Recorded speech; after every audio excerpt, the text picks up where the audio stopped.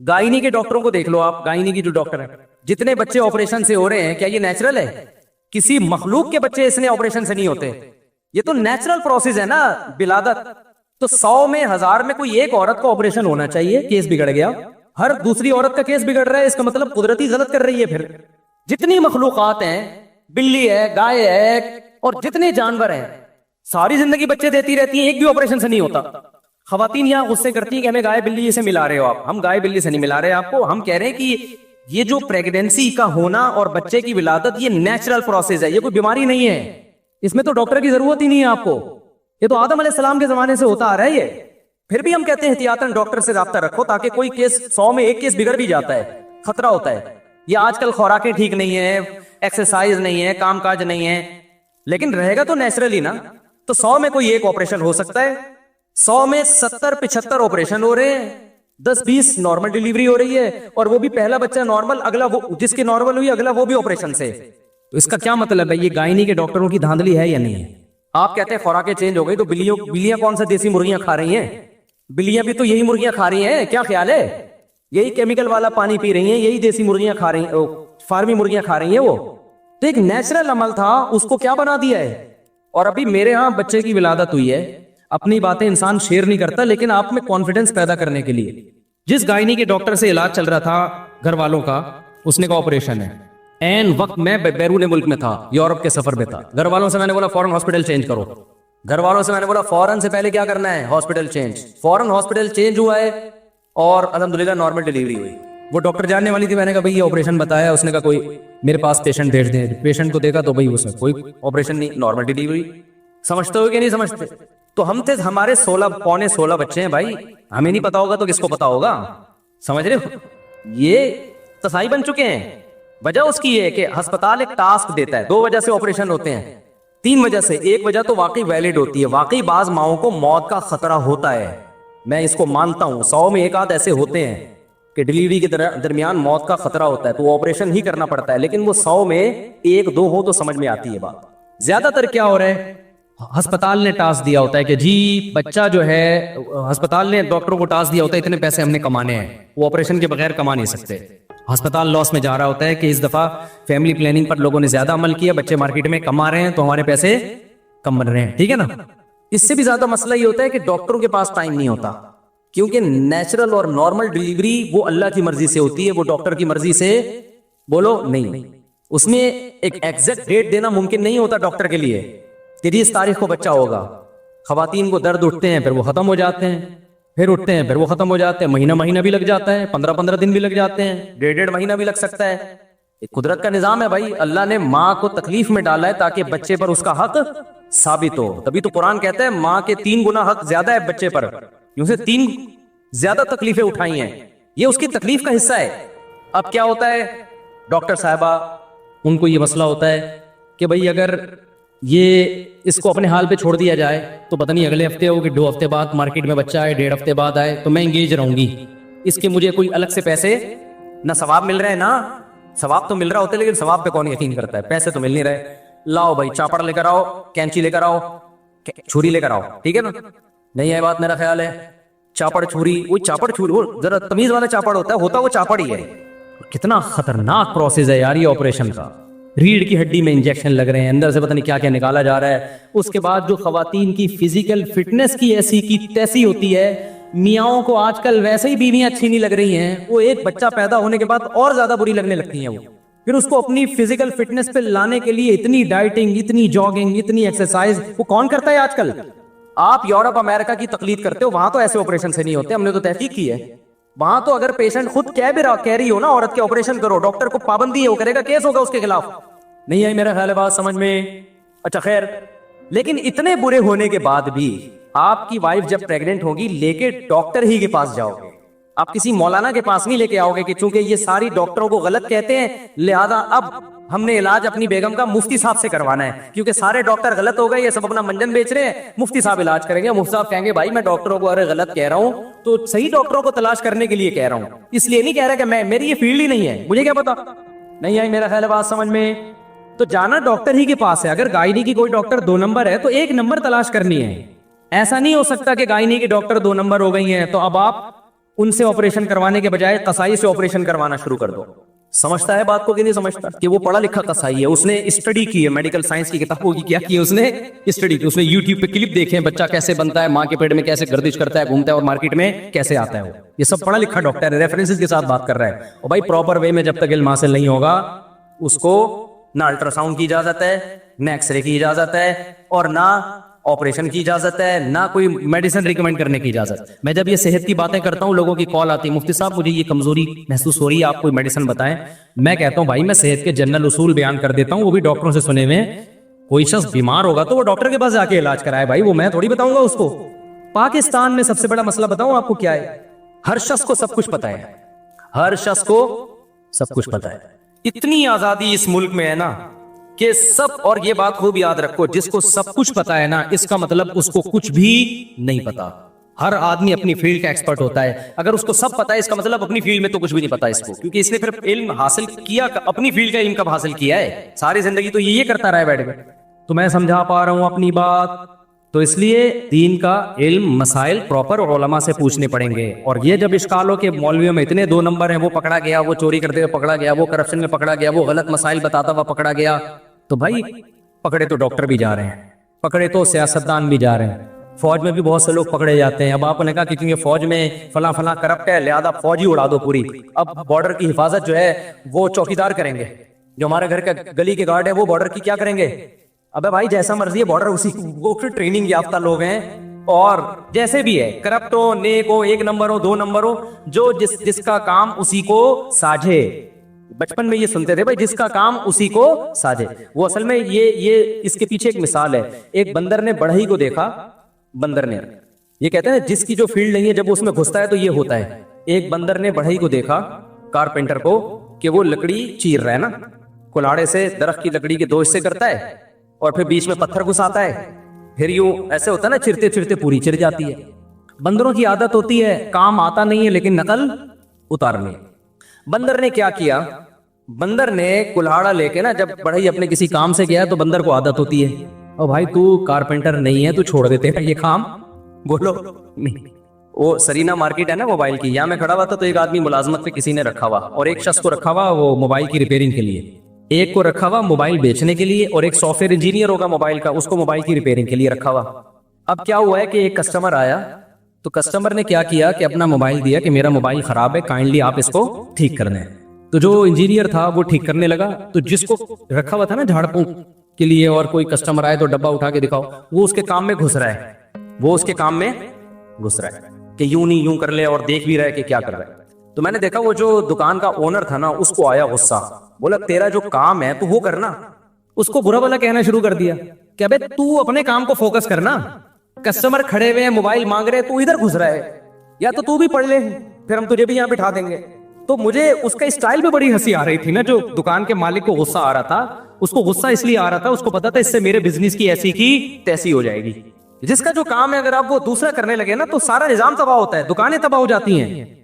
अब आप अंदाजा लगाओ, जो आलिम नहीं है वो उलमा की फील्ड में घुसा हुआ है, जो डॉक्टर नहीं है वो डॉक्टरों की फील्ड में घुसा हुआ है, जो हकीम नहीं है वो हकीमों की फील्ड में घुसा हुआ है। बने क्यों कर जो हो सब कार उल्टा, हम उल्टे यार उल्टा, बात उल्टी। मेहताब राय एक शायर गुजरे, इन्होंने कहा कि मेहताब राय में ना यार का लफ्ज उल्टो तो राय बनता है, बात का लफ्ज उल्टो तो ताप बनता है, और हमको उल्टो तो माह बनता है। यानी हम भी मेरे नाम में उलट गया, बात भी उलट गई और यार भी उलट गया, तो सब कुछ उलट गया, तो मेहताब राय बन गया। तो उसने कहा हमारा काम बनेगा कैसे, हमारे यहाँ सब चीजें क्या हैं, उल्टी में। कल एक साहब मेरे पास आए और मुझे कहने लगे मुफ्ती साहब जो काम करूं उल्टा हो जाता है। मैंने कहा काम ही उल्टा किया करो ताकि सीधा हो जाया करे। एकदम वो हंस के चला गया ना, मुझे कहने लगा मुफ्ती साहब जो काम करता हूं काम क्या होता है, उल्टा। तो मैंने कहा फिर किया ही उल्टा करो, क्योंकि जो काम कर रहे हो जब उल्टा हो रहा है तो उल्टा करोगे तो क्या हो जाएगा, उल्टा होकर सीधा हो जाएगा। तो उसको हंसी आई और मेरी जान छूटी। अब मैं उसको क्या बैठ के समझाता है, यार ऐसा दुनिया में कोई नहीं होता, आप काम ही गलत कर रहे हो। अच्छा खैर, तो क्या कह रहा था मैं, जल्दी से बात, जल्दी से, अब टाइम 2 मिनट रह गए। हाँ, बंदर वाली मिसाल दे रहा था। तो बंदर ने क्या किया, वो देखा ना कि वो हमारे हजरत ये लतीफा सुनाया करते थे कि जिसकी जो फील्ड है ना उसको उसी में रहने दो। तो हजरत ये लतीफा सुनाते थे, तो उसने क्या किया, कुल्हाड़े से ना जब वो कारपेंटर काम से गया है तो वो यूं करके चिर गया ना, चिर गया। अच्छा, अब इसके जो एटमी असासे हैं बंदर के वो बीच में, बंदर को ये नहीं पता था कि कारपेंटर के साथ ऐसा नहीं होता।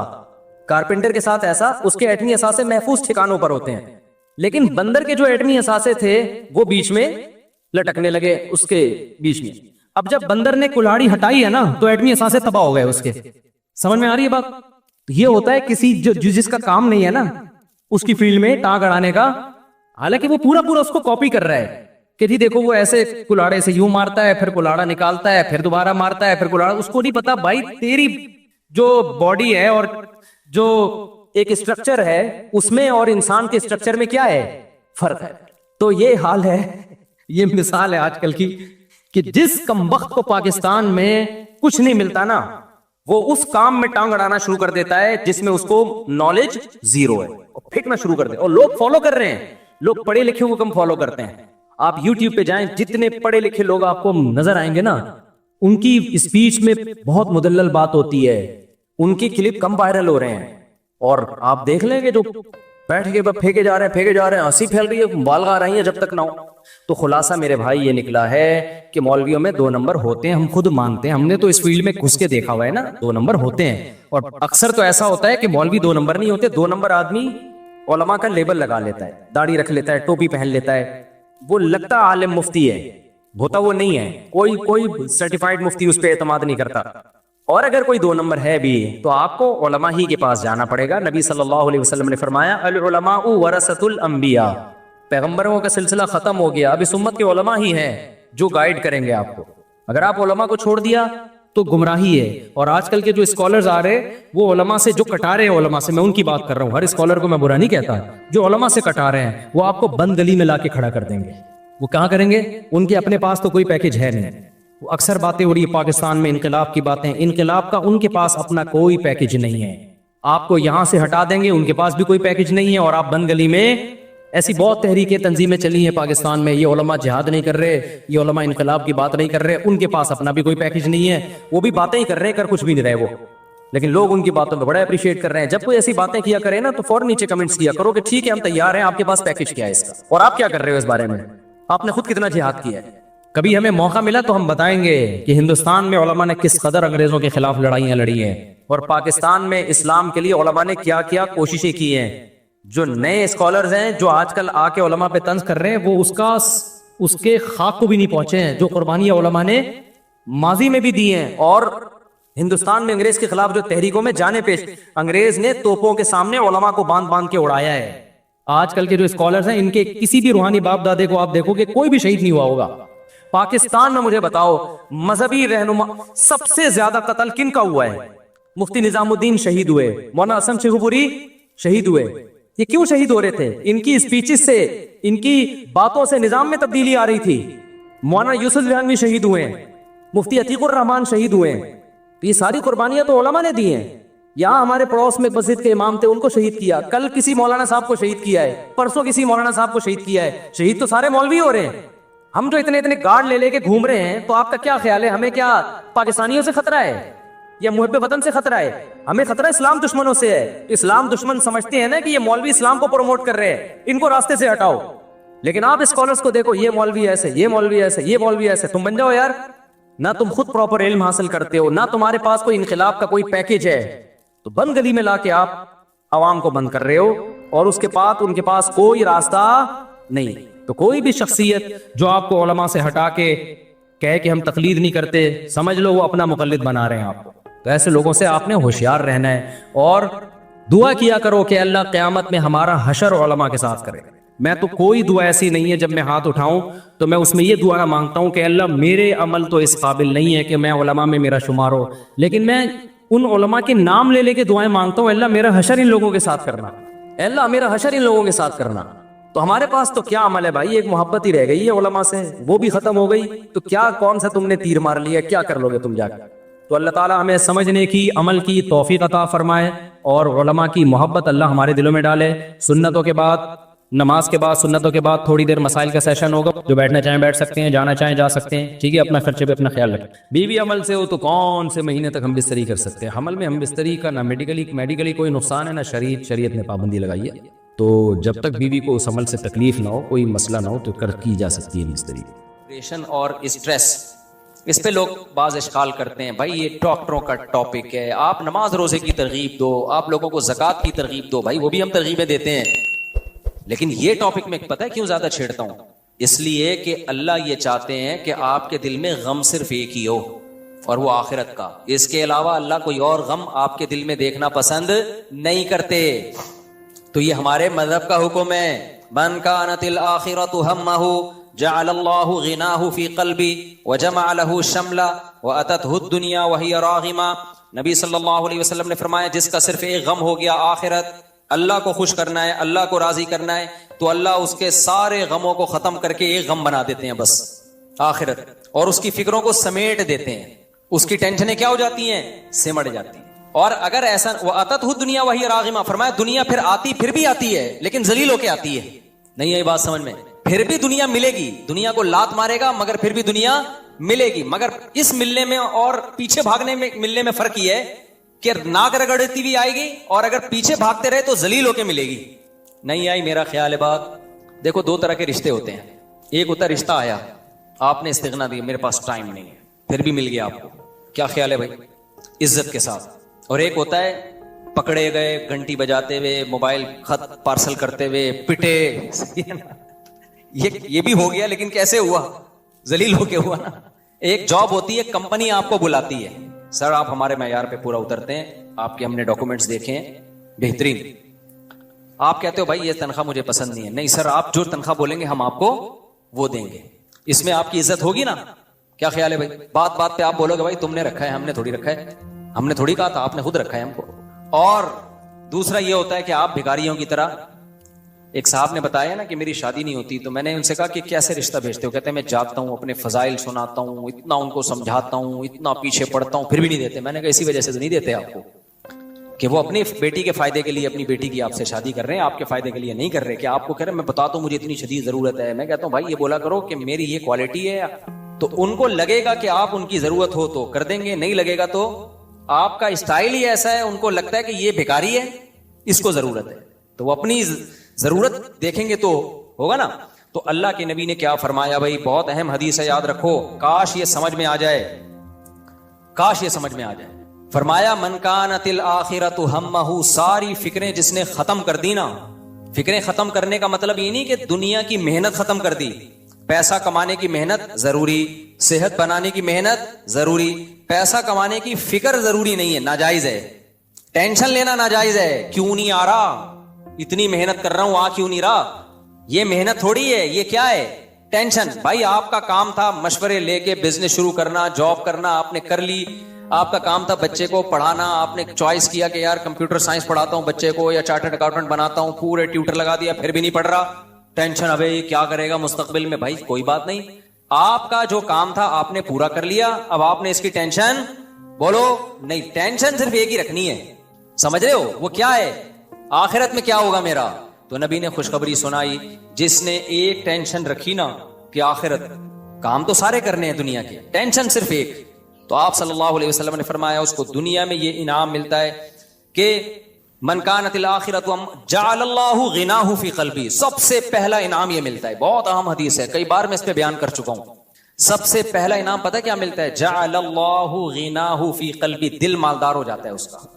मालदार आदमी को गरीब की धमकियों से डर लगता है? बोलो, गरीब उसकी बेइज्जती करे तो मालदार अपनी बेइज्जती महसूस करता है? कहता है भाई क्यों, क्या है तेरी, क्या? जैसे बनियान सूंघने वाले मेरे खिलाफ फतवा दें तो मुझे खुशी होती है, मैं कहता इससे थोड़ी सी इज्जत हमारी और ज्यादा अल्हम्दुलिल्लाह बढ़ जाएगी। तो हाँ, अपने जैसे आदमी से जब इंसान का मुकाबला होता है ना, तो उसकी तारीफ को वैल्यू भी देता है और उसकी तौहीन को भी वैल्यू देता है। तो नबी सल्लल्लाहु अलैहि वसल्लम ने फरमाया, जिसने एक फिक्र बना ली ना अपनी, सबसे पहला इनाम जअलल्लाहु गिनाहु फी क़ल्बी, दिल मालदार हो जाएगा। बेशक फटे पुराने कपड़े पहने हो, पैसा ना हो, रहेगा ऐसे जैसे डिफेंस के सारे बंगले इसी बहरिया टाउन इसी ने बनाया है। स्टाइल ही होगा जिंदगी गुजारने का। और खुदा की कसम हमने देखा है अपनी आंखों से, सबसे पहले तो हमने अपने शेख को देखा था, फिर और हमने उलमा को, और बहुत सारे उलमा के अलावा भी बहुत सारे लोगों को देखा। जेब में थैला नहीं है, खाने की रोटी नहीं है, रहते ऐसे जैसे अभी रियाज मलिक से मिल के आ रहे हैं। क्या नाम है? मलिक रियाज है? रियाज मलिक रियाज नाम हमेशा मैं उल्टा सीधा कर देता हूं गलती से। मलिक रियाज से मिलके आ रहे हैं और अभी इनकी बहुत बड़ी डीलिंग हुई है। हमारे हजरत फरमाते हैं कि जब दारुल उलूम कराची में पढ़ाया करता था तो मेरी तनख्वाह से ज्यादा बैल की तनख्वाह थी। वहां खेत भी था ना, हल चलाने के लिए बैल पे ज्यादा खर्चा होता था। शेखुल हदीस की तनख्वाह कम थी, सब बेचारों वसाइल कम थे मदरसे के पास। तो फरमाते में रहता ऐसे था, अंडा खाने के पैसे नहीं थे नाश्ते में, अंडा खाने के पैसे नहीं थे। कहते हैं साल में एक दफा लाहौर का सफर होता था अपने शेख की जियारत के लिए, क्योंकि हम लोग के यहाँ बुजुर्ग होते हैं अल्हम्दुलिल्लाह। जिनके यहाँ बुजुर्ग होते ही नहीं है वो तो फिर जियारत व्यारत होती नहीं है। लेकिन वो वाले बुजुर्ग हम लोग के यहाँ नहीं होते कि जो चांद पे भी कदम रख रहे हैं। और भी कुछ 2-3 रिपोर्टें आई हैं अभी, और भी आई हैं। इतनी कब्र में फरिश्ते ने धोबी से पूछ लिया था कि तुम्हारा रब कौन है, तो धोबी ने फरिश्ते की वाट लगा दी थी। कुछ इस तरह की रिपोर्टें भी आई हैं। कब्र में फरिश्ते ने धोबी से पूछा मन रब्बू का, धोबी ने रख के लगा दिया। उसको बोला भाई मैं किसका धोबी हूं, कुछ इस तरह का चमाट लगाया या कुछ 12 रिपोर्ट है। तो ये वाला नहीं। शेख अब्दुल कादिर गिलानी रहमतुल्लाह अलैह बहुत बड़े बुजुर्ग थे, याद रखो। लेकिन उनके खाते में जो चीजें डाली हुई हैं वो भी हैरान होंगे, यार ये तो मैंने किया ही नहीं। बास बड़े अल्लाह वाले लोग गुजरे हैं तो खामखा में उनके खाते में लोगों ने चीजें डाली हुई हैं। खैर, तो लेकिन हम लोग के यहाँ भी बुजुर्ग होते हैं अल्हम्दुलिल्लाह। तो हमारे शेख साल में एक दफा सफर करते थे ट्रेन से। तो ट्रेन के पैसे बचाने के लिए ना पूरे साल अपनी तनख्वाह से जोड़ जोड़ के पैसे जमा करते थे, फिर ट्रेन का टिकट निकलता था। नहीं आई समझ में बात। इतनी कुर्बानी के बाद जो अपने शेख की और बुजुर्ग की जियारत करेगा तो उसकी बरकतें भी हासिल होंगी कि नहीं होंगी? तो बरकतें भी हासिल होती हैं उसकी।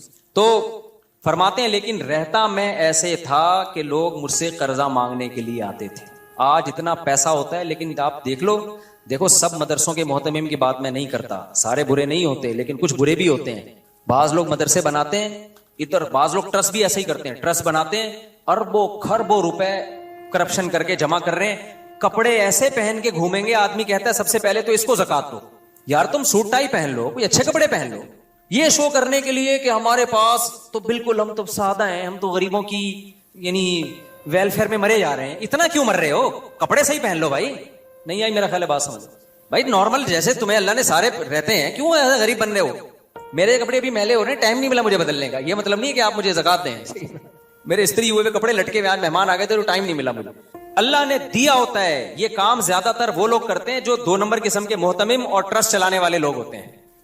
2 नंबर मोहतमिम की बात कर रहा हूं। वो हमेशा ऐसे रहेगा जैसे पता नहीं क्या है इसके, लेकिन ऊपर गांव में जमीनें बना रहा होगा, इधर जमीनें बना रहा होगा। और जब भी घर जाके देखोगे, ऐसे मौलवियों को भी मैं जानता हूं, चंदा ले लेके इतनी प्रॉपर्टी बना दी, जब उनके घर जाओ आदमी कहता है थोड़े से मुझसे भी पैसे ले ले यार तू। ये इस्तिगना नहीं है, ये क्या है? भिखारीपन है, भिखारीपन। अपना गेटअप ऐसा बना के रखो लोग समझे पेट भरा हुआ है, खाते पीती फैमिली से इसका ताल्लुक है। बेशक घर में आटा ना हो, सुबह राशन के पैसे ना हो, अल्लाह को ऊपर वाला हाथ पसंद है, नीचे वाला हाथ अल्लाह को पसंद नहीं है। खुदा की कसम, गुर्बत में तो इस्तिगना से जीने का मजा है। पैसा आने के बाद क्या इस्तिगना भाई? नहीं है मेरे ख्याल है बात। जब पैसा आ गया तो वो आ गया ना। असल मजा ये जेब में धेला हो, धेला भी ना हो। वही दुकान पकौड़ों की बातें क्या हो, करोड़ों की। ये मिसाल नेगेटिव में भी दी जा सकती है, पॉजिटिव में भी दी जा सकती है। हमेशा दुकान जैसी भी हो, बातें किसकी किया करो? करोड़ों की किया करो। बोला करो मैं 4 करूंगा इंशाल्लाह, चाहे बैलेंस ना हो। आते हैं ना मेरे पास बहुत बारीक बारीक 4 करूंगा, मैं कहता तुम्हारे पास बैलेंस नहीं है भाई, तुम नहीं कर सकते, लेकिन जज्बा बहरहाल अच्छा है।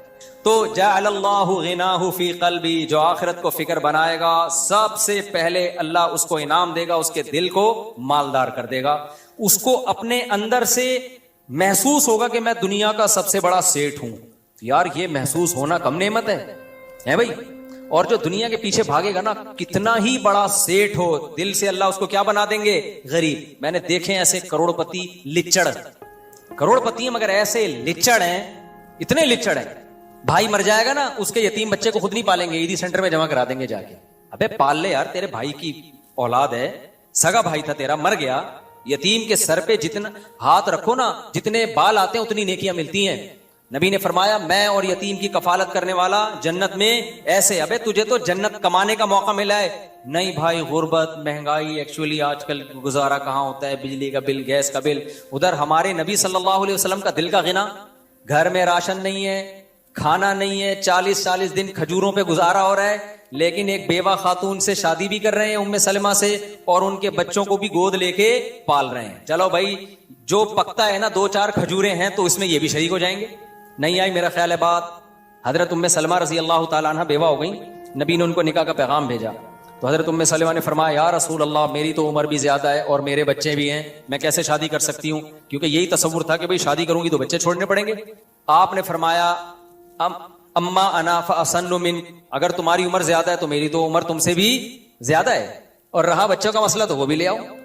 नहीं है बात, यार पुलिस बुलानी पड़ेगी वरना ये बातें समझ में नहीं आएंगी। अगर अमल की नीयत से सुन रहे होते ना तो फिर समझ में नहीं आती। आप नॉलेज के लिए सुन रहे हो, अच्छा भाई सीरत पे एक ये भी पहलू है, आप पे अमल करना ही नहीं है, इसलिए आपको कोई टेंशन हो ही नहीं रही है। समझ रहे हो कि हमने कौन सा किसी यतीम को पालना है, किसी बेवा को बच्चों समेत पालना है। महंगाई, गुर्बत, गैस के बिल, बिजली के बिल, भाई जितनी महंगाई गुर्बत हो, अल्लाह थोड़ी माज अल्लाह अपनी मखलूक को पैदा करके भूल गया है। उस दौर से ज्यादा थोड़ी महंगाई है जो नबी सल्लल्लाहु अलैहि वसल्लम के दौर में थी। इतनी अज़वाज को का खर्चा उठा रहे हैं और घर में 40 दिन चूल्हा नहीं जल रहा, लेकिन यही सोच के चलो जैसे बाकी चल रहे हैं, 2-3 और अफराद चलेंगे। तभी मैं कहता हूं ना बाप से कि बेटा अगर समझदार है शादी कर दे, बहू आ जाएगी, 2 रोटी ज्यादा पक जाएगी ना, क्या ख्याल है? इस पे लिबरल लोग बोलते हैं, लो ये है मौलाना लोग, ये समझते हैं कि बहू सिर्फ 2 रोटी ही खाएगी। असल में इनके यहाँ यही कल्चर है, सिर्फ रोटी ही इनकी जरूरत है, बाकी तो कोई जरूरत है ही नहीं। भाई रोटी ये किनाया है रिस्क से, मकसद सिर्फ 2 रोटी नहीं होती, उसमें रंग के डब्बे भी हैं, मेकअप के, जो प्लस्तर जो होता है, और बच्चों की पैदाइश का खर्चा। रोटी ये किनाया है, यानी मतलब ये है कि जहां इतने सारे लोग हैं तो 2-4 और हो जाएंगे, कोई इतना बड़ा इशू नहीं है। ये तवक्कुल करो अल्लाह पे। तो जाअलल्लाहु गिनाहु फी क़ल्बी, हमने उलमा के दिलों में खुदा की कसम गिना देखा है। गिना, इस्तिगना, कुछ भी नहीं है, दौलत आ रही है, सदका हो रहा है। मैं अपने शेख के वाकयात बताता हूं ना, अगर मैं उनके वाकयात बताना शुरू कर दूं ना सखावत के, अपने शेख हजरत मुफ्ती रशीद अहमद साहब के, फिर उनके इंतकाल के बाद जिनसे मैं दोबारा बैत हुआ, इंसान देखता है लीडर जो बात कह रहा है ना उस पर खुद डबल अमल कर रहा है, तो फिर इंसान उससे मुतासिर होता है। आज चंदे की तरगीबें बहुत दी जाती हैं, जो तरगीब दे रहा होता है उसकी जेब से एक ढेला बोलो नहीं निकलता। जन्नत के टिकट विकेट होते हैं, खुद खरीदने की कोशिश नहीं कर रहा होता। इसलिए मैं कहता हूं अपने बच्चों को जब तरगीब दिया करो सदके की, तो सिर्फ तरगीब नहीं है, बच्चों के सामने सदका करके दिखाया करो। बाप चाहता है ना मेरे मरने के बाद मेरे बेटे मेरी बेटियों का ख्याल करें, चाहता है कि नहीं चाहता? तो बाप को चाहिए सिर्फ तरगीबें ना दे, अपनी जिंदगी में अपनी बहनों पे खर्च करे, बेटों के सामने, अपनी जिंदगी में बेटों के सामने अपनी बहनों पे, कि देखो मेरे बाप के मरने के बाद मैंने तुम्हारी फुफ्फुओं को पाला है, उन पे खर्च किया है। फुफ्फो का लफ्ज कितना डेंजरस है कि नहीं है, फिर भी मैं खिला रहा हूं उसको, सही है? तो मेरे बाद तुमने भी अपनी बहनों का ख्याल करना है। देखो मेरा फलां भाई है, बेरोजगार है, वो कम कमाता है, मैं उसको हदिया देता हूं, गिफ्ट देता हूं, ये बताओ बच्चों को। ऐसा ना बताओ कि उसकी इंसल्ट होना शुरू हो जाए, बच्चे जाके बोले तुम तो हमारे बाप के टुकड़ों पे पले हो, ये कौन, हदिया दे रहा हूं, गिफ्ट दे रहा हूं। देना चाहिए ताकि बच्चों को भी हो, बड़े को हो कि यार अगर मेरा कोई भाई जॉबलेस हो गया तो हमारे खानदान की ये परंपरा है कि हम उसको अकेला नहीं छोड़ते। आज पता है क्या हो रहा है, 1 करोड़ रुपए कमा रहा होगा, दूसरे के पास गुटके के पैसे भी नहीं होंगे, पूछता भी नहीं है वो भाई से आके। तो बहुत बुरी हरकत है। अल्लाह को तंग दिल लोग पसंद नहीं है, अल्लाह को ऊपर वाला हाथ पसंद है। तखल्लकू भी अखलाकिल्लाह, हदीस में आता है जो अल्लाह की सिफात है वो अपने अंदर पैदा करो। अल्लाह की सिफात तो नहीं पैदा हो सकती ना हमारे अंदर, मुराद इससे ये है कि अल्लाह जवाद है, खर्च करके खुश होता है, तो इंसान को भी क्या चाहिए, खर्च करके खुश हुआ करे। अल्लाह रहीम है, रहम करके खुश होता है, तो हमें भी क्या चाहिए, मखलूक पे हम रहम खाएं, तरस खाएं। अल्लाह को जुल्म पसंद नहीं है तो हम भी जुल्म को पसंद नहीं करें। तो ये जो जाअलल्लाहु गिनाहु फी क़ल्बी है ना, ये मैं टेंशन की बात कर रहा था कि नबी सल्लल्लाहु अलैहि वसल्लम ने फरमाया जो सारी टेंशनें खत्म करके एक टेंशन को अपने ऊपर रखता है तो अल्लाह उसकी सारी टेंशनें खत्म। पहला इनाम क्या मिलता है, जाअलल्लाहु गिनाहु फी क़ल्बिही, जेब में कुछ भी नहीं होगा लेकिन सीना ऐसा चौड़ा होगा जैसे कोई बहुत बड़ा सेठ, अंदर से उसको अपने अंदर सेठ पना महसूस होगा, सही है ना? तो इसलिए खुश रहेगा, वो कहेगा अल्लाह का दिया हमारे पास बहुत कुछ है। फरमाया वह जमा लहू शमलहू, उसकी फिक्रों को अल्लाह समेट देंगे। और तीसरा इनाम क्या मिलेगा, ऐसा नहीं होगा कि दुनिया नहीं आएगी उसके पास। फरमाया अततहु दुनिया वही रागिमा, दुनिया आएगी नाक रगड़ती हुई, इज्जत से दूर भागेगा, इज्जत भी मिलेगी। पैसे से दूर, गलत तरीके से पैसा, लालच वाले पैसे से दूर भागेगा, लेकिन पैसा उसके पीछे पीछे भागेगा, जलील होके आएगा पैसा। और आप सल्लल्लाहु अलैहि वसल्लम ने फरमाया वमन कानति दुनिया हम्महु, लेकिन जिसने दुनिया को फोकस किया इस मस्जिद पे कब्जा कर लूं ताकि यहां से चंदा आए। आजकल ये भी एक बड़ा मसला चल रहा है, मस्जिदें और मदरसे वो सोर्स ऑफ इनकम बन गई है बाज लोगों की। ऐसी ऐसी लड़ाइयां होती है ना, आपकी सोच होगी, उनको पता है यार यहां से तो सारा सेटअप हमारा क्या हो जाएगा। मिंबर का शौक, उलमा कहते हैं जिसको मिंबर का शौक हो ना उसको कभी भी मिंबर ना दो। जिसको यहां बैठने का शौक हो ना कि मैं आ जाऊं किसी तरीके से, वो इस लायक ही नहीं है कि उसको बिठाया जाए। ये जो मुस्नद होती है ना, इस पे बिठाया जाता है, बैठता कोई भी खुद नहीं है। तबलीग में कभी ऐसा नहीं होता कि जो कहर कभी नहीं होगा मशवरों में कि जी मेरा बयान आप बड़े इज्तिमा में रख लें। सरोजे में इस दफा जो मेन बयान होगा वो मेरा होगा। जिस दिन तबलीग में किसी ने ऐसा कह दिया ना कि आज स्टेज पे मेरा बयान होगा, उस दिन से उसके अलावा सबका बयान होगा कयामत तक के लिए। अब उसका बयान तबलीग में कभी भी नहीं होगा। भाई तुझे क्यों शौक है? समझ में आ रही है बात कि नहीं आ रही? आजकल बड़े मसाइल चल रहे हैं मार्केट में। मुझे याद है एक दफा बयान था पहाड़गंज में, मैं उस वक्त बहुत ही कम उम्र था, यानी ये 95-96 की बात होगी, उस वक्त की बात होगी। अच्छा, मुझे भी उन्होंने बयान के लिए बुला लिया तो कंफर्म नहीं था कि मैं आ रहा हूं, तो किसी और को भी बुला लिया उन्होंने बयान के लिए। वो समझे कि मैं नहीं आ रहा। अब मैं पहुंचाऊं तो वो भी, वो अजीब आदमी मुझे देख देख के उसकी सांस फूल रही है कि ये क्यों आ गया। मैं हैरान हो रहा हूं, भाई तू बयान कर ले, किसने मना किया यार? दीन की बात ही करनी है ना दोनों ने, नमाज रोजे की तरगीब भी देनी है। ऐसा तो नहीं कि हमारा इख्तलाफ हो, तुम गुटके के फजाइल बयान करोगे, मैं नमाज के फजाइल बयान करूंगा। तो देख के ना वो अजीब सा हो गया, हमन्नक। तो मैंने उसको कहा, मैंने कहा भाई आप ही का बयान होगा, मेरा बयान नहीं होगा, आप डरे नहीं इसकी। लेकिन मुझे अफसोस बहुत हुआ कि ये क्या सियासत है भाई ये। तो एक दूसरे को तो सपोर्ट करना चाहिए ना। मैं तो खुश इस पर हुआ कि अच्छा यार मुझे गले को सुकून मिल गया, ठीक है ना, जिम्मेदारी ये उठा रहे हैं, सवाब किसको मिल रहा है? हमें मिल रहा है। तो ये बड़ा मसला है आजकल। ये मस्जिद कमेटियों को भी चाहिए और लोगों को भी ये उसूल बना लेना चाहिए, जिसको शौक हो ना घुसने का उसको किक आउट करो, बोले चलो यहां से।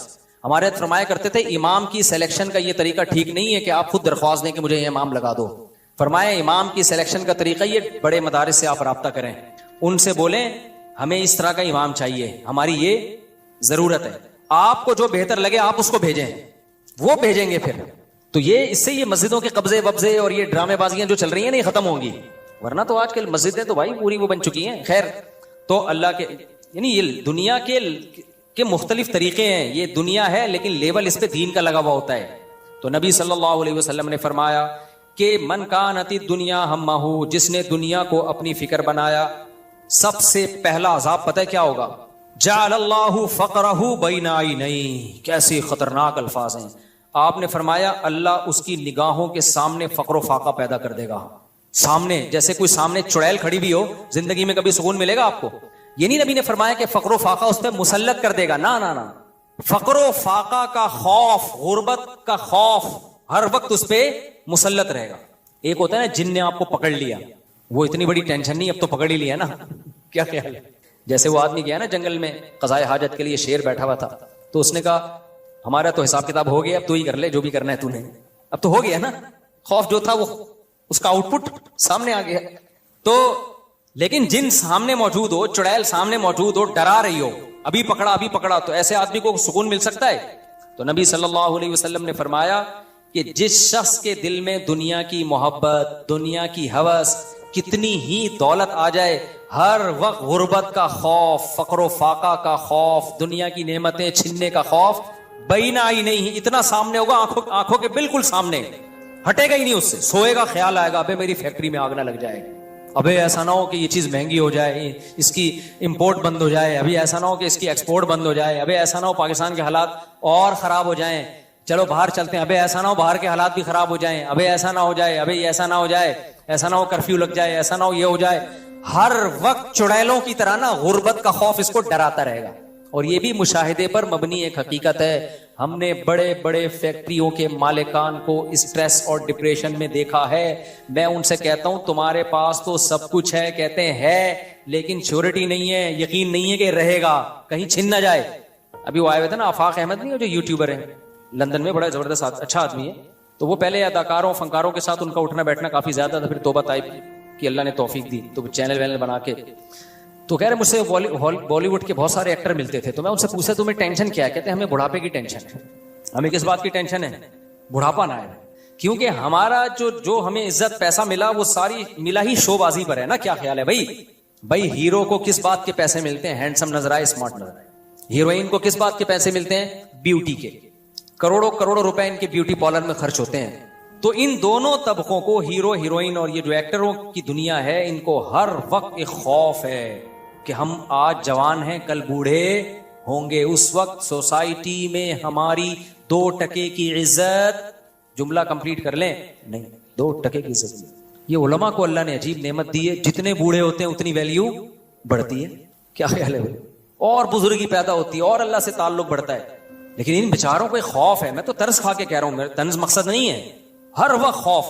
आप कहते हो नहीं भाई, ये तो बूढ़े एक्टर भी स्टेज पे बुलाए जाते हैं, इनको अवार्ड दिए जाते हैं, जो बूढ़े बूढ़े होते हैं व्हील चेयर पे। यार भाई साहब, सिर्फ उतनी देर की इज्जत मिल रही होती है इनको। डॉक्टर जाकिर नाइक साहब ने एक अच्छा लफ्ज सीख लिया, भाई साहब आप गलत फहमी में मुब्तला हो, ये उनको सिर्फ इतनी देर की इज्जत मिल रही है जितनी देर स्टेज पे, उसके बाद कोई पुरसाने हाल। क्योंकि शादी भी नहीं की होती इन लोगों ने, बच्चे भी नहीं होते, होती है तो एक आध बच्चा, वो भी आजकल क्लोनिंग से हो रहा है, पता नहीं टेस्ट ट्यूब से हो रहा है, वो भी नेचुरल नहीं हो रहा कि बच्चे को माँ की भरपूर ममता मिले। हमलत उम्मुहु कुरहन व वज़अतहु कुरहा, अल्लाह कहते हैं तुम्हारी माँ है, इसने तुम्हें पेट में रखा तकलीफ के साथ, जना तकलीफ के साथ, 2 साल तुम्हें गोद से लगा के रखा, 2.5 साल, तो ये भी सिस्टम खत्म। माँ है, डीएनए में है माँ, बाकी पेट भी किसी और का इस्तेमाल हुआ, जनने की तकलीफ किसी और ने उठाई, दूध डब्बे ने पिलाया। तो क्या माँ को, माँ औलाद का भी वो मजबूत रिश्ता नहीं रहता भाई। बहन भाइयों की नेमत तो मिलती नहीं उन बच्चों को, एक आदि होता है, तो सारी मोहब्बतें तो खत्म। तो इनको सबसे ज्यादा टेंशन बेचारे एक्टरों को जो होती है, मैं तंज में नहीं कह रहा, हो सकता है भाई हमसे अच्छे हो, हमारा गेटअप दीनदारी वाला हो, ये तो आखिरत में पता चलेगा कौन अच्छा है कौन बुरा है। और हम अगर कुछ थोड़े बहुत नमाज रोजे की तौफीक मिलती है तो हमारा क्या कमाल है। तो अल्लाह ने अच्छे माहौल में पैदा कर दिया, हमें तो डर लगता है कि इतने अच्छे माहौल में ये लोग पैदा होते तो शायद हमसे ज्यादा अच्छे होते। लेकिन बहरहाल ये काबिल तर्ज जिंदगी है मेरे भाई। हर वक्त खौफ किस चीज का? बुढ़ापे का। उस खौफ को खत्म करने के लिए मुस्कुराते भी हैं, हंसते भी हैं, एक कोशिश करते हैं लाइफ को एंजॉय करने की। लेकिन नबी के अल्फाज क्या हैं? जअलल्लाहु फक़रहु बैना ऐनैहि, ना ना ना ना, वो खौफ की चुड़ैलें सामने आके वक्तन फवक्तन डराती रहेंगी। आप जरा देख लिया करो जो 1975 के हीरो और 2024 में वो कैसा लग रहा है। गूगल पे लिखो 1975 में कोई हीरो तलाश करो और देखो 2024 में वो कैसा लग रहा है, तो आपको अंदाजा हो जाएगा कि अब कैसा लग रहा है। तो जाहिर है, तो जब हमें पता है तो हर एक को पता होगा ना। ये तो जिस पे गुजरती है वो नहीं सोचता होगा। तो ये दुनिया बड़ी अंधेरी है। इसी के लिए शायर ने कहा है, रंग रलियों पे जमाने की न जाना ए दिल, ये खिजा है जो अंदाज़े बहार आई है खिजा, लेकिन स्टाइल इसका बहारों वाला है। तो नबी सल्लल्लाहु अलैहि वसल्लम ने फरमाया, जअलल्लाहु फक़रहु बैना ऐनैहि, जो दुनिया को असल हदफ बनाएगा, अल्लाह को भूल जाएगा, अल्लाह को अपनी जिंदगी से निकालेगा, अल्लाह उसके निगाहों के सामने फक्र फाका रख देंगे। फक्र फाका से सिर्फ फक्र फाका मुराद नहीं है, हर चीज का खौफ। इज्जत को मकसद बनाएगा तो इज्जत छीनने का खौफ उसके सामने नाचेगा, रक्स करेगा। दौलत को मकसद बनाएगा तो दौलत छीनने का खौफ उसके सामने हर वक्त रक्स करता रहेगा। और अपनी ब्यूटी और फिटनेस को अगर वो हदफ बनाएगा, जैसे बॉडी बिल्डर क्या करते हैं, मैं उनसे कहता हूं जिम जाओ, 2-4 स्पीड ब्रेकर बना लो, काफी है। इतनी ज्यादा एक्सरसाइज करना, बॉडी बॉडी, भाई साहब कीड़ों नहीं खाना है एंड में, कोई और काम को फोकस करो, ठीक है। हदफ ना बनाओ इस चीज को, हदफ किसी और चीज, आखिरत को बनाओ हदफ। कब्र की भी जिंदगी, आखिरत भी है, ठीक है। जिम जाओ, अच्छी सेहत, बहुत बेहतरीन, वेल डन। इतना नहीं कि सारी सलाहियतें उसमें झोंक दो। मैं ऐसे आदमी को जानता हूं, हमारे साथ जिम में आते थे, अब किसी को क्या पता, किस नाम थोड़ी जानते हैं, इसलिए गीबत नहीं है। वो बंदा 3-3, 4-4 घंटे एक्सरसाइज करता था और खाता क्या था, 5 साल से रोटी नहीं खाई और इतनी डाइट प्लान उसका। तो मैं देखा कि 2 साल हो गए गायब बंदा। मैंने कहा शायद तरक्की करके अब बहुत बड़े जिम में चला गया वो बेचारा। एक दिन मेरी कहीं रोड पे मुलाकात हुई तो बहुत ही बारीक सा हुआ था ना, जो थोड़े बहुत स्पीड ब्रेकर बने थे, जैसे गवर्नमेंट जब आती है ना, सारे स्पीड ब्रेकर एक दफा में बिल्डोजर फेर के खत्म कर देती है। तो मैंने कहा यार आपको हुआ कि? कह रहे यार मैं बीमार हो गया था, उस बीमारी ने सारी मेरी बॉडी की ऐसी की तैसी कर दी। तो किस चीज को हदफ बनाया भाई मेरे? एतदाल से चलो ना, एतदाल से चलो। अंग्रेजों के पास तो देखो करने धरने का कोई काम है ही नहीं। अंग्रेज के तो हदफ ही दुनिया है। वो बकरे खाते रहते हैं, जिम जाते रहते हैं, वो बकरे लगते रहते हैं, यहाँ दुम्बे निकल रहे हैं, इधर से बकरा निकल रहा है, इधर से गाय निकल रही है, इधर से भेड़ निकल रहा है। वो सारी बॉडी उनकी दुम्बे, गाय, भेड़ और प्रोटीन का मजमुआ होती है उनकी। हम थोड़ी भाई, हमें तो अल्लाह ने आखिरत के लिए पैदा किया। कुछ तहज्जुद में टाइम लगाओ, कुछ जिक्र अस्कार में टाइम लगाओ, कुछ नमाज रोजे में टाइम लगाओ, कुछ तिलावत में टाइम लगाओ। कुछ अल्लाह अल्लाह करो, कुछ दीनी महफिलों में बैठने के लिए टाइम निकालो, कुछ बुजुर्गों की सोहबत में बैठने के लिए टाइम निकालो, कुछ कुरान सीखने के लिए टाइम निकालो, कुछ कुरान पढ़ाने के लिए टाइम निकालो, कुछ दावत और तबलीग के लिए टाइम निकालो। हमने इन सब चीजों के लिए टाइम निकालना है। तो नबी सल्लल्लाहु अलैहि वसल्लम ने फरमाया कि जो दुनिया को हदफ बनाएगा, जअलल्लाहु फ़क़रहु बैन ऐनैहि, सबसे पहले अल्लाह जिस चीज को हदफ बनाएगा ना, उसी के छिन जाने का खौफ उसके सामने मुसल्लत कर देंगे। हर वक्त डर लगा रहेगा, अब ये गई, ये चीज गई में से ये गई। दूसरी चीज क्या? फर्रक़ अलैहि शमला, हदफ उसने एक चीज को बनाया था, दुनिया की एक चीज को, लेकिन उस एक चीज के इतने अंडे बच्चे पैदा होंगे, हजारों फिक्रें मुसल्लत कर देंगे अल्लाह उसके ऊपर, हजारों फिक्रें। फिर उसको ये होगा, ये भी मिल जाए, ये भी मिल जाए, ये भी मिल जाए, यहां से भी, ये भी बड़ा भी मैं बनूं, सब में बात भी मेरी ऊंची हो, सेहत भी मेरी अच्छी हो, दौलत भी मेरे पास सबसे ज्यादा हो, इज्जत भी मेरे पास सबसे ज्यादा हो, गाड़ी भी मेरी सबसे अच्छी हो, मोबाइल भी मेरा सबसे अच्छा हो, बेगम भी मेरी सबसे खूबसूरत हो, और जो है बिजनेस में मेरा सबसे आगे हो। हर चीज में कंपटीशन में लगेगा तो फिक्रें सिमटने के बजाय फैलती चली जाएंगी। जिसको मुतनब्बी ने कहा है, मा क़ज़ा अहदुम मिन्हा लुबानतहु वलन तहा अरबुन इल्ला इला अरबी, कि इस दुनिया से किसी ने अपनी ख्वाहिश पूरी नहीं की। जिसने एक ख्वाहिश पूरी की ना, वो एक ख्वाहिश हजारों अंडे बच्चे देके जाती है, और वो हजारों ख्वाहिशात को जन्म देके जाती है। अभी आपके जहन में आता है कि मेरा ये हदफ है, ये ख्वाहिश मेरी पूरी हो जाए तो लाइफ को एंजॉय करूंगा।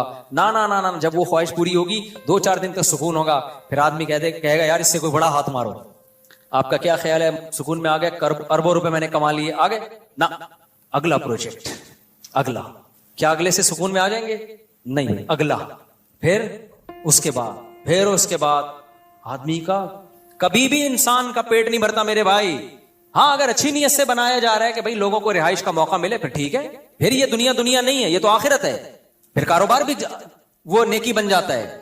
अगर आप बिजनेस इस नीयत से करते हो यार लोगों को भी एक अच्छी मेयारी रिहाइश मिले, तो पैसा भी आएगा, मेयारी रिहाइश भी मिलेगी। अगर ये नीयत है भाई, फिर तो 10 करो। लेकिन आमतौर पे लोगों की ये नीयत होती नहीं है। तो नबी सल्लल्लाहु अलैहि वसल्लम ने फरमाया, लौ कान लिब्नि आदम वादियुम मिन ज़हब अहब्ब अन यकून लहू वादियान। आपने फरमाया कि अगर इब्ने आदम को 2 पहाड़ों के दरमियान सोना भर के दे दिया जाए ना, तो उसकी ख्वाहिश होगी काश इस जैसी 2 वादियां और हो जाए मेरे पास। ये तो अभी आपको लग रहा है कि नहीं हमारी बिल्कुल ख्वाहिश नहीं होगी, अल्लाह तो हमें सोने की एक वादी क्या 2-3 डले दे दे, बस हम खुश हो जाएंगे। ये अभी महसूस ऐसा हो रहा है आपको।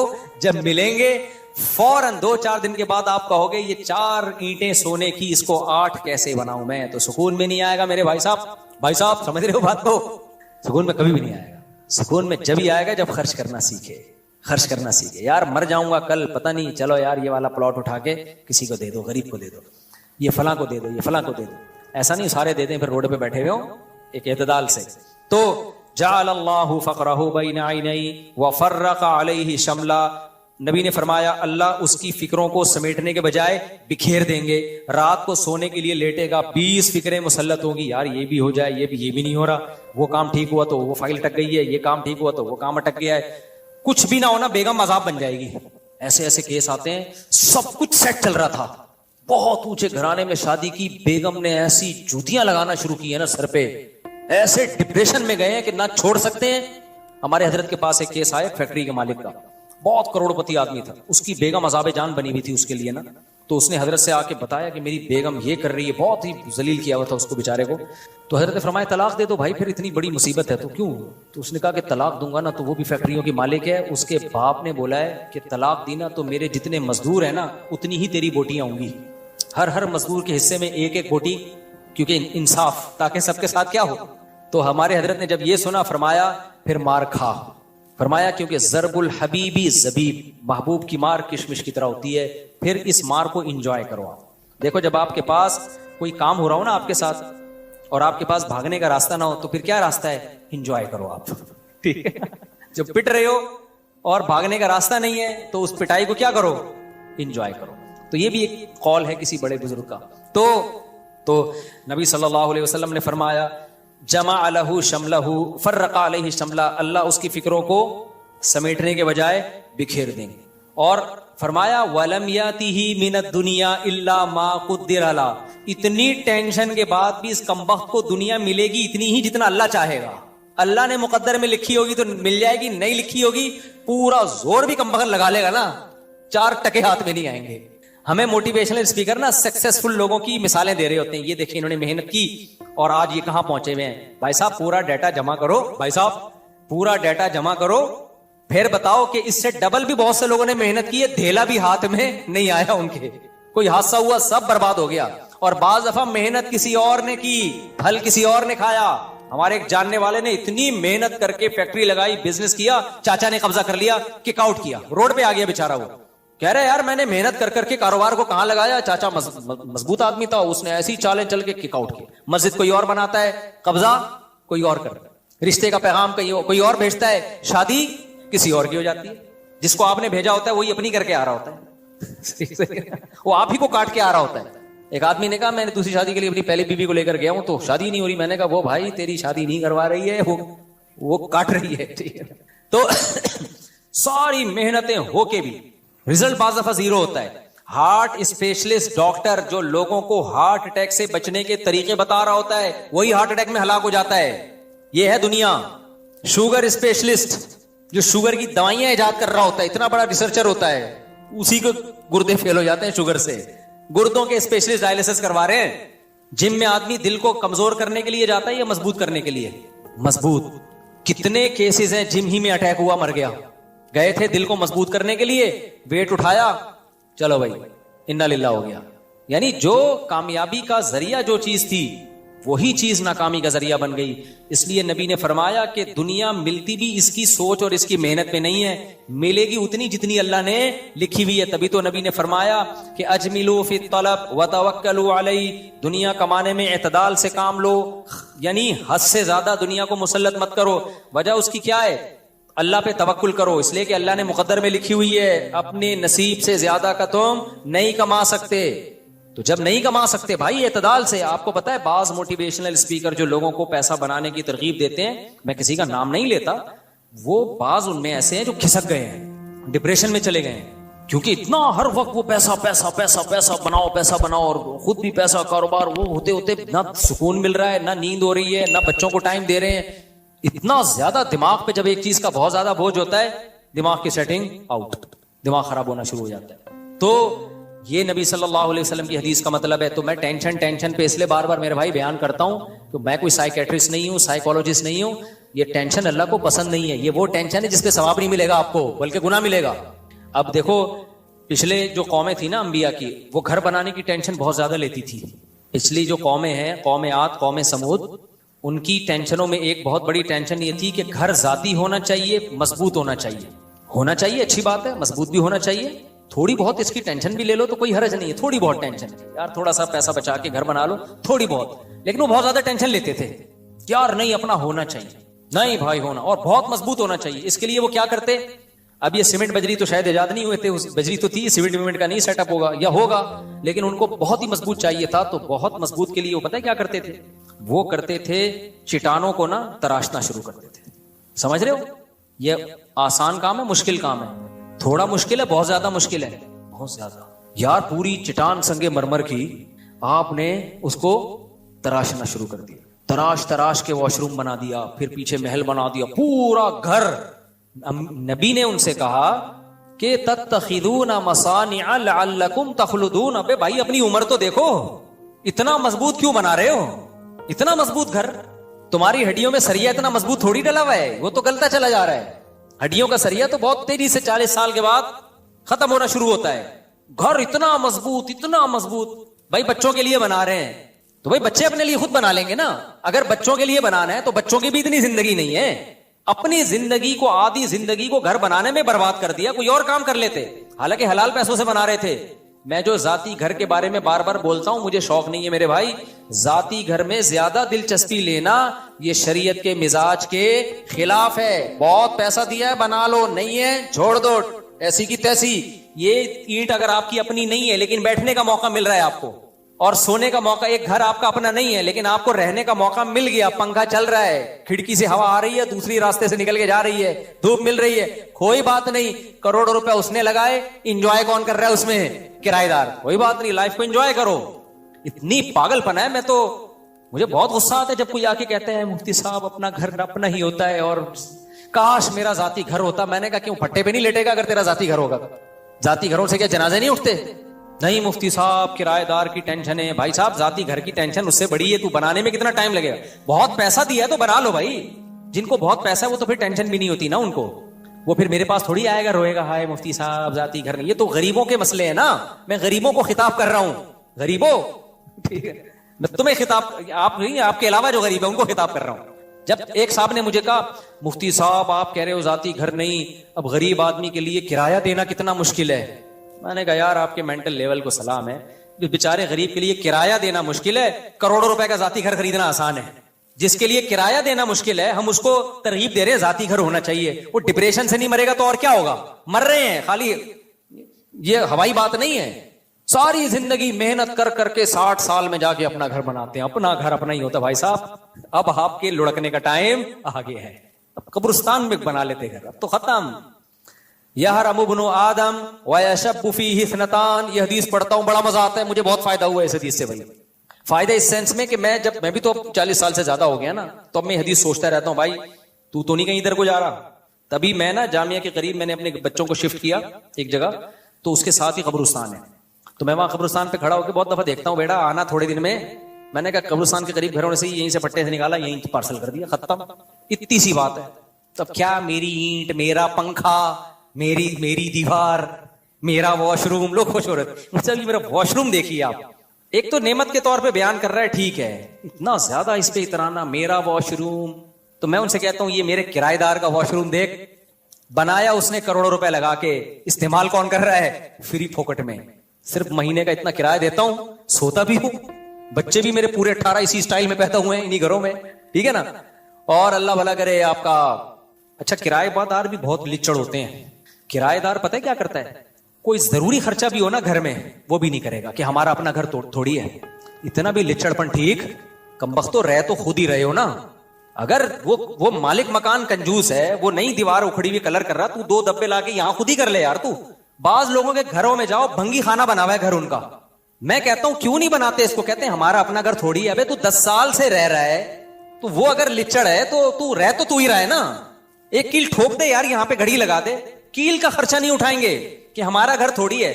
तो तभी तो मुझे फिर अफसोस होता है यार, ये दुनिया मुसाफिर खाना थोड़ी समझने इसको। इतनी पैसे से मोहब्बत, पैसा असल है। तो किसी और के घर पे भी अगर आप पैसा लगा के फायदा खुद उठा रहे हो तो लगा दिया करो, इसमें इतनी टेंशन मत लिया करो। कोई ज्यादा टेंशन की, वो अगर वो लिच्चड़पन दिखा रहा है, वो नहीं कर रहा, तो रह तो तुम ही रहे हो ना। तो मैंने अपने घरों पे बहुत खर्चा किया, किराए पे रहते हुए खुद लगाया, मैंने बहुत दफा किया कि यार वो नहीं कर रहे तो चलो हम कर देते हैं, रहना हम नहीं है।